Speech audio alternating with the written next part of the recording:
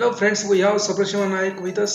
She has got a GPAT rank and she is going to guide you how to prepare for GPAT. So welcome you Subrashima Naik on the behalf of Fundamental Forum से I would like to a very warm welcome you. आपका स्वागत है आज के इस podcast में. कीमती समय देने के लिए आपका बहुत बहुत धन्यवाद और प्लीज इंट्रोड्यूस योरसेल्फ. आप अपने बारे में बताइए. Good afternoon, sir. Good afternoon, all the students of Fundamental Pharmacy. I am Subrashima Naik from Odisha. I have completed both B Pharmacy and M Pharmacy from Biju Patnaik University, Odisha. Then I have also completed my industrial R&D experience from Hyderabad. In the meantime, I got qualified the All India Graduate Aptitude Test in Pharmacy with a good rank, that's 779. Then I am getting chance to get PhD in a good institute also. I hope you will get a decent college for your PhD. So best of luck for you. Please, will you please guide our student how to prepare for GPAT and how you have now as you was started your preparation. कि आपने preparation GPAT के कैसा किया था और NIPER का preparation कैसा किया था. आपके mind में क्या था उस समय. What was there in your mind when you was trying to prepare for GPAT? Sir, I have started my exam. First of all, in the first chance, I didn't get that. In second time, I thought like not to be sit. Then I got. तो उस time मैंने सोचा कि मैंने नहीं बैठूंगी. मैंने admission ले लिया एम फार्मेसी. तो उस टाइम मेरा जो था वो चालू हो रहा था. उसके बीच में क्या किया मैंने, उस टाइम भी मैंने अच्छी R&D सेक्टर में वर्क भी कर रही थी. तो मीन टाइम में मैंने जो पढ़ाई भी चालू रखी थी, जो फ्री टाइम मिलता था. तो मैंने उसको जितने भी मेरे को मिलते थे रेस्ट टाइम, उसको मैं टाइम मैनेज करके मैंने एक शेड्यूल बना दिया कि इतने आवर्स में दूंगी एग्जाम के लिए. तो उस टाइम मैंने पूरा 8 आवर्स 9 आवर्स निकाल देती थी एग्जाम के लिए. तो उसके बाद एग्जाम मेरा क्लियर हो गया था. और आपने प्रिपरेशन कैसे किया था, मतलब कि कौन से सब्जेक्ट पे ऊपर ज़्यादा फोकस किया आपने, कैसे प्रिपरेशन किया कि बेसिक सब्जेक्ट फर्स्ट किया या फिर मेजर सब्जेक्ट के ऊपर फोकस किया कि जो बड़े सब्जेक्ट के जैसे सूटिक्स हो गया, फार्माकोलॉजी हो गया, उसके ऊपर ज़्यादा फोकस किया कि आपने मतलब प्रिपरेशन स्टार्ट कैसे किया, कहाँ से किया. क्योंकि ये बहुत ही इंपॉर्टेंट क्वेश्चन है क्योंकि बहुत सारे बच्चों को यही डाउट होता है. They want to prepare for GPAT, they want to get GPAT but they don't understand from where they have to start. Yes, sir. This is a normal question, basic question which is coming under every student mind that you have to prepare all the things. First of all, I want to suggest all the students, though we are going to sit in the 2020 GPAT, first of all, they have to focus mainly 3 like pharmaceutics, pharmacology and pharma analysis, because from pharmacognosy there was 10 to 12 questions they most probably asking, but they most in this year also the question was high from like pharmaceutics portion, pharmacology portions and also pharma analysis also. Chemistry there was 29 to 30 questions also, but it was like not like total chemistry, some tricky type questions was there. तो आपने कौन सा subject किया था पहले prepare, मतलब आपने basic के ऊपर ज़्यादा फोकस किया या फिर डायरेक्टली जो इम्पोर्टेंट सब्जेक्ट है उसके ऊपर ज़्यादा. So first of all, I thank to Fundamental Pharmacy. It is a great role in my achievement because in first of all I didn't look any. मैंने तो पहली बार कुछ भी बुक्स नहीं देखे थे. पहले जो है मैंने फंडामेंटल फार्मेसी के बुक को थरोली पढ़ा. फिर उसके बाद मैंने जो बेसिक बुक है लाइक हमारा जो नॉर्मल सब्जेक्ट है लाइक फार्मास्यूटिक्स का पहले आता है हमारा जो बोलूँगी बी सुब्रमण्यम का फिजिकल फार्मेसी पार्ट 1 पार्ट 2, फिर लैक्समैन और तो जो होता है BS ब्रह्मंकर, ये मेन है. देन हम रेमिंगटन को अगर है टाइम हमारे पास तो हम रेमिंगटन को देख सकते हैं.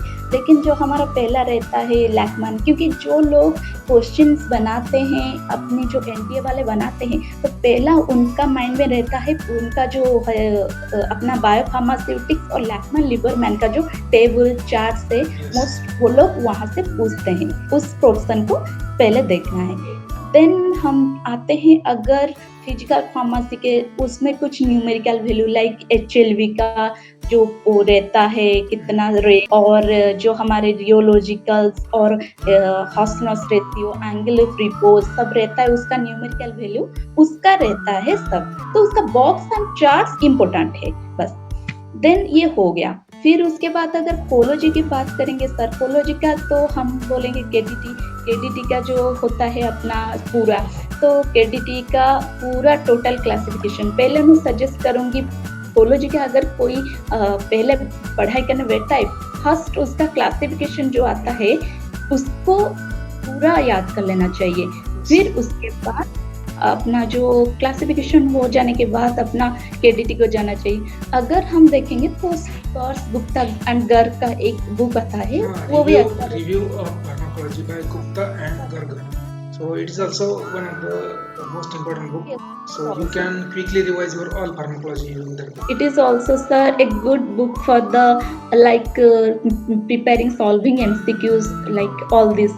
And also after that we go for the analysis. First I suggest first Kasturi and then YR Sharma, all this book.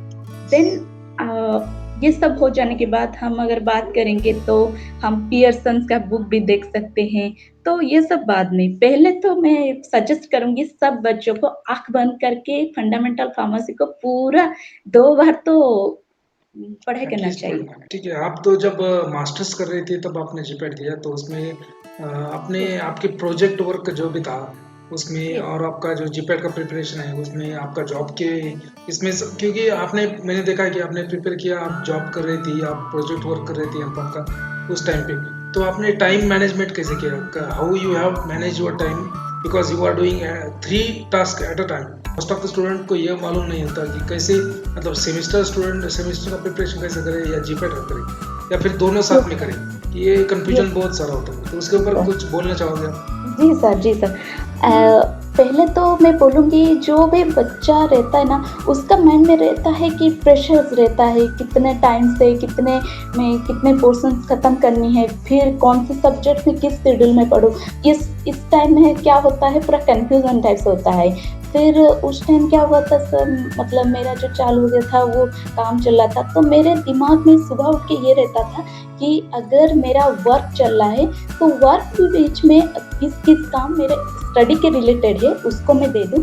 फिर आने के बाद जो मैं अपना टाइम है उसको मैं पूरा बाकी पोर्शन के लिए दूँ।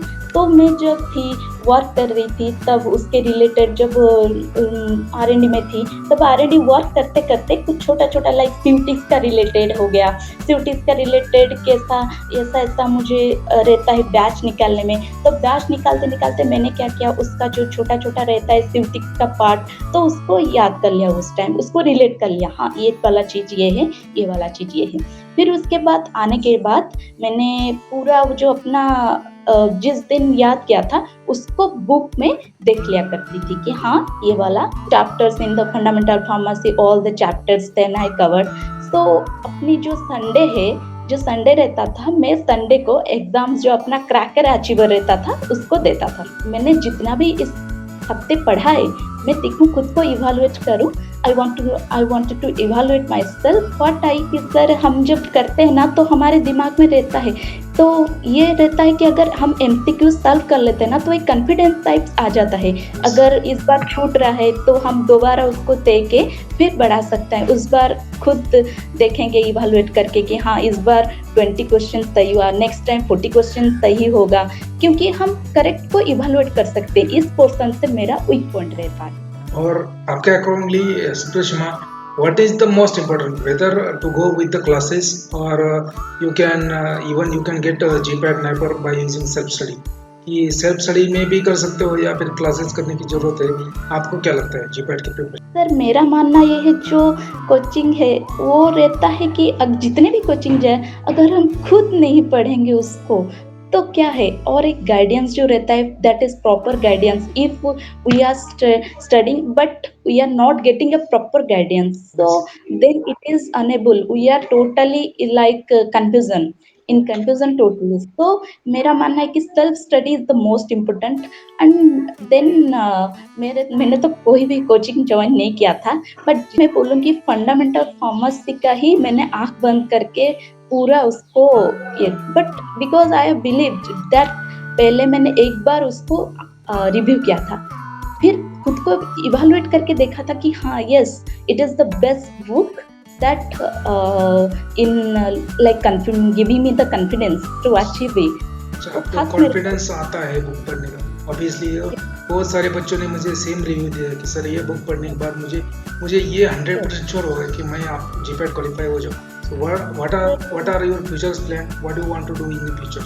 future in research scientist, sir. My aim area is research only. So because now also I am I have qualified also in the IIT, also IIT BHU, PhD. and also in Niger also, and I got also already I have qualified in also in Tripura and Naipur also. So you want to go for PhD, right? You want to be a researcher. And best of luck for your future.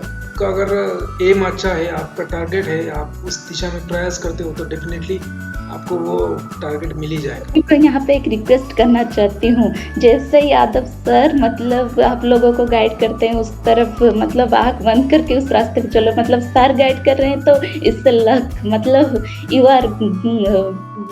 Are very lucky.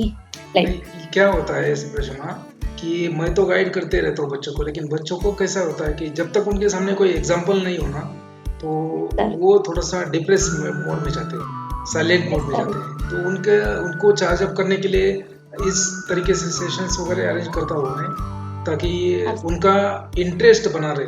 क्या because सी और कैसा रहता है कि GPAT अगर नहीं हो, NIPER नहीं हो तो आपको कोई इतना वैल्यू नहीं देता। अभी की जो लाइफ है आपकी और पहले जीपैट क्वालिफाई करने की पहले की लाइफ, तो उसमें क्या डिफरेंस है? Sir, first of all, I want to say this is one word. Fundamental pharmacy has given me a new identity. Like what is पहले में तो मतलब खुद कितना हडल किया था, बहुत मेरा क्यों छूट रहा था, क्यों, बट फंडामेंटल फार्मेसी मेरा लास्ट ईयर मैंने इंट्रोड्यूस हुआ, बट फिर उसके बाद फंडामेंटल फार्मेसी मेरे को अभी एक न्यू आइडेंटिटी दिया है। मैं बोलूँगी एक न्यू लाइफ और एक न्यू आइडेंटिटी दिया है, जो मतलब वो मेरे लिए वो एक बहुत बड़ा रोल है मेरे पार्ट में। बहुत फंडामेंटल फार्मेसी का मेरा बहुत बड़ा पार्ट है, मतलब बहुत बड़ा रोल है। और आपको कुछ डिफरेंस आया ही होगा ना, आपको डिफरेंस रियलाइज हुआ होगा कि पहले जब आप जीपैट नहीं थे तब लोग आपको किस तरीके से बात करते थे, अभी आप जीपैट हो गए हो, नाइपर हो गए हो, अभी IIT BHU हो गए हो, तो that was a tough time, sir.